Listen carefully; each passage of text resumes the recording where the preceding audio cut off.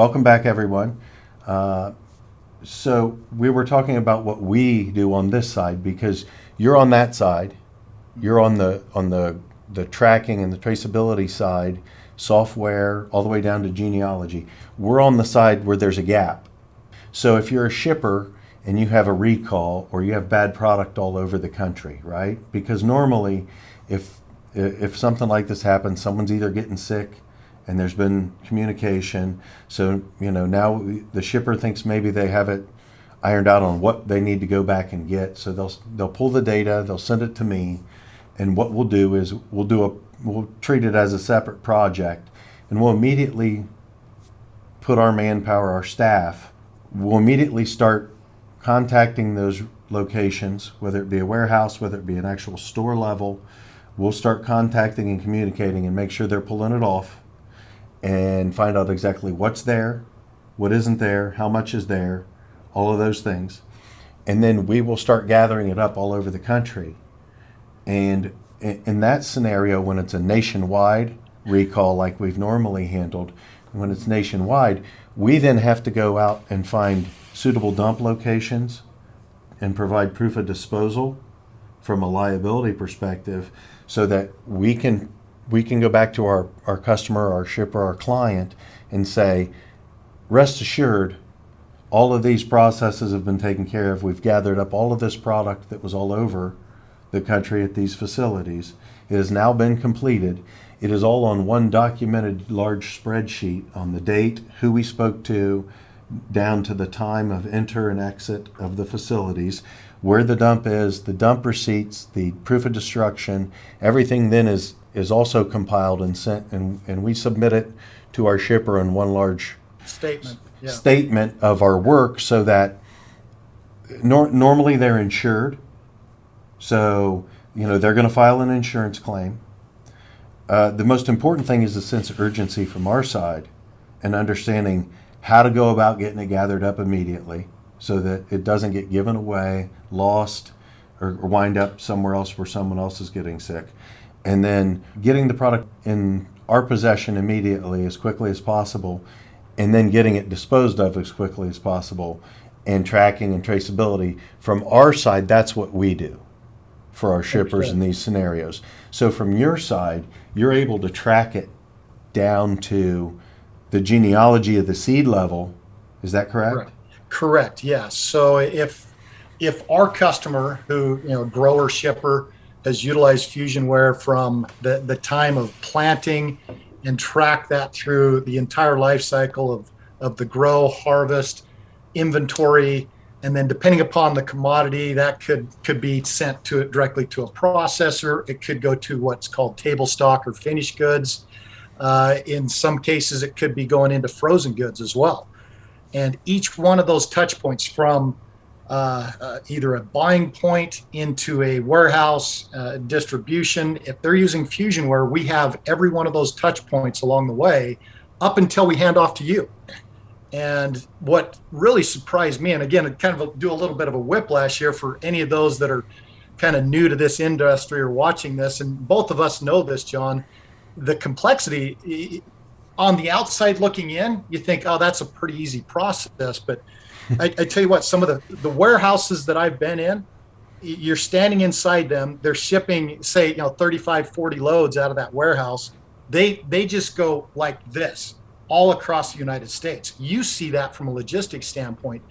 And then not only from there, sometimes they'll go to a DC and then they're moved from multiple places. So when you start talking food safety trace recall, from our perspective, our grower shippers and any other wholesaler, they have to pass certain audits, not only government audits, but they also have to pass audits by their end customers to be able to produce that food safety and recall information within a certain time span. And to come full circle on this conversation, try to do that without technology. I mean, without technology, and you're shipping all across the United States, and sometimes these recalls don't come for, after you shift it, it might take 5 to 7, even longer days. And how do you actually go back on that and pinpoint where all of those loads went all across the United States? it really kind of opened my mind. This was in 2016, 2017 when we started getting into some of these bigger shippers, and it is incredibly challenging to track. And now we've got it all dialed into where with a click of the button, be able to find whatever the lot was that's being communicated back from the customer, and we produce that detailed report of where not only every touch point, all the pieces of inventory that are still left that are on site with that particular lot, and where that lot shipped all across the United States, who the shipper was, who the carrier was, and who the receiver slash destination of that product within seconds of that trace recall. So You're able to query it that quick, yes, yeah, as long as we know the lot information, right?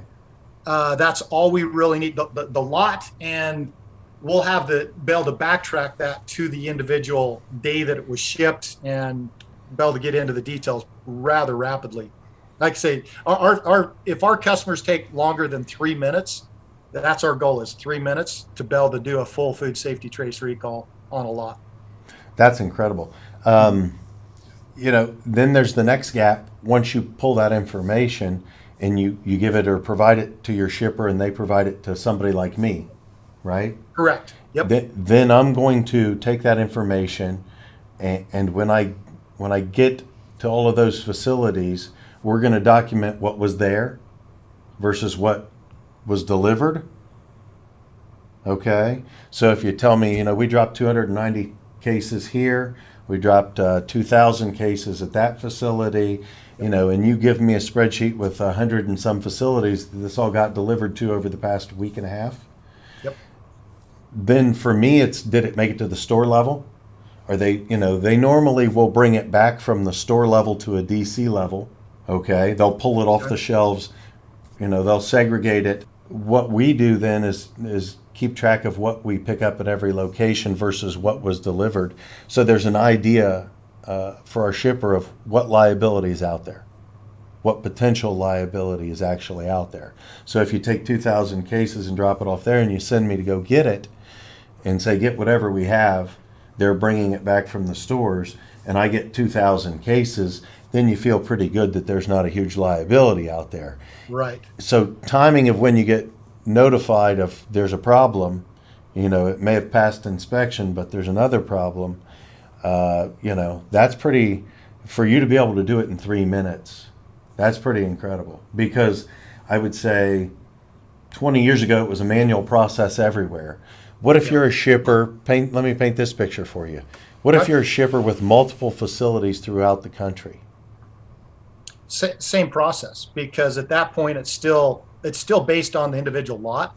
There'll just be additional touch points beyond that, is all it really is, because everything inside our system has that unique lot identifier. So when it is actually received at the whoever the final location is, if that's Walmart, Kroger, whoever that is, all they have to do is communicate that individual lot back. Now that lot might have changed, because sometimes like you say, John, it might have this particular lot at this location. It's moved somewhere back east. It may go through a repacking process, but that individual lot from here gets traced back over here as well, which then gets pushed up to the end client as well. So there may be multiple lots inside that, but we have that full life cycle back to that original lot at the original grower, all the way back to the fill. So basically, for layman's terms, your lot is your DNA. It's the complete DNA. And that's one thing, when we come in and implement a customer, we point that out. This right here is the beginning of the lifespan of this product. Now, once it's delivered, what happens with that information?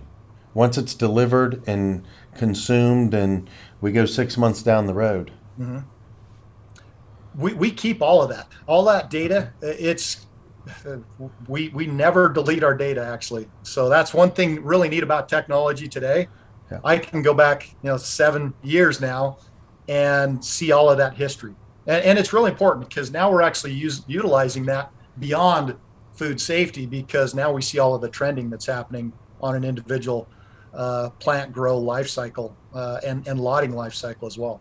So with all of the different changes And as you add services, it allows you to offer more to your clientele that you have now, plus offer more to new clientele. Agreed. Agreed. Yep. Very good. And this is kind of off topic a little bit, but on topic when it comes to food safety as well. But now we're able to start mining all of this data as well, because now we're starting. Our goal the first 7-8 years in business was to build a solution that was incredibly efficient, fast ROI, and now we have all this rich data. I mean, millions and millions of records of rows of data that we can mine, not only on an individual client basis, but the entire Fusionware ecosystem as well. Wow. That's pretty impressive. It's exciting, actually, because, I think it's like everything else. Supply chain wasn't in the news up until the past 12 months, 18 months, and 2 years with COVID. And then it was all you saw. But I think that was, people knew about trucking, but they didn't really understand what it meant, when they heard supply chain. That's just a term. When they go to the store and they can't get something, now all of a sudden it becomes more real. What's going on? They dig deeper. And from your perspective, from your company's perspective, you're going to allow people to do a deeper dig for all different types of reasons and bring so many different values. That's pretty impressive. How many people are at your company? How many people does Fusionware employ? We're small and nimble. We're just less than 20 people is all. Wow, amazing. Yeah, and you guys are doing a lot. So yeah, we're doing substantial volume in business, and it's interesting when we compare the amount of volume that we do and what we've actually been able to build from a software and technology perspective with such a small team. I have to hand it number one to my team. Number one, I mean, I've got some incredibly talented individuals that are on our team. Number one. And then two, just our technology stack. We went with an open source technology stack so that we're not beholden to any type of flavor of language or base ERP system. We're completely flexible and malleable to go wherever we want to go. So you can integrate with just about any system? Exactly. And we do. I mean, our list of integrations is significant, especially around TMS and logistics. Well, that helps. I definitely appreciate the time today. I appreciate the information. It's things that you know are supposedly being done, but you don't know to what level. From our side, you think it's being done, but now getting to talk to you, you realize that in 3 minutes, you can query any of the data and immediately have a finger on it at any time. Correct. All the way through the supply chain till it's actually purchased. Correct. Yep. Wow. And that's back to our conversation before this here, John, and that is where we're going now, and that is to connect that transportation and logistics piece with what you talked about with some EDI, some key data points there, so that when we do hand that off to the receiver, there isn't that gap between our produce supply chain as we use Triple T internally, which there's a ton of loads that are running through Fusionware, as we talked about with Triple T. And we'll be able to connect those dots and could add to that data packet that we can hand to the receiver. Wow, that's wonderful. I think your company and our company are very similar in the value that we're bringing to the shippers and to the growers. From all perspectives, the accountability level is just, I think, what we raise. And I'm fortunate here also. Our people are our biggest asset. And I've been fortunate to have a phenomenal team of people supporting me and our company. But I think that's the difference. It always comes down to the people. Hey, thank you again. Appreciate you participating. Definitely the door will be open for you to come back on in the future. We'd love to hear down the road how things are going. Likewise. All right. I appreciate it. Thank you again. Thank you, John. Appreciate it.